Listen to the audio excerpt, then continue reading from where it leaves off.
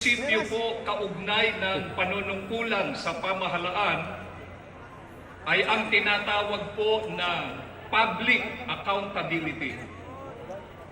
Sa prinsipyong ito, ang mga lingkod bayan ay nananagot sa mga tao para po sa kanilang aksyon.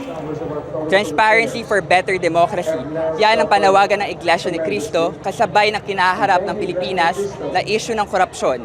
Hello, I'm Patrick Cruz, multimedia reporter ng Rappler at nandito tayo ngayon sa ikalawang araw ng INC Rally dito sa Maynila.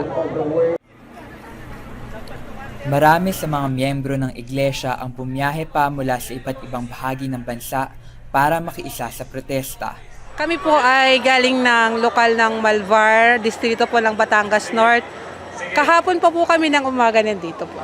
Bakit po kayo sumali dito sa protesta? Ito po ay para sa pakikipagkaisa sa panawagan po ng ating tagapamahalang pangkalahatan na dapat ay ipaglaban po natin yung accountability at ang transparency po para po sa justice din po para po sa mga laban sa pangungurakot ng gobyerno po para maibalik po ang hustisya sa sambayan ng Pilipino. Nakita ko meron kayong tent dito na naka-set up, no? Kamusta naman yung experience ng one day of staying dito, outdoors? Masaya po kahit po mainit or minsan naabot ng ulan. Pero masaya po kasi makikita mo po yung pagkakaisa ng mga kapatid. Actually po kahapon, may mga nadaanan po kami na mga kapatid na nag-aalok ng pagkain.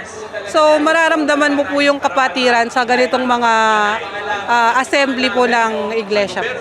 Monday ngayon, so working day. So kamusta Yes naman? po. Nag-leave ba kayo?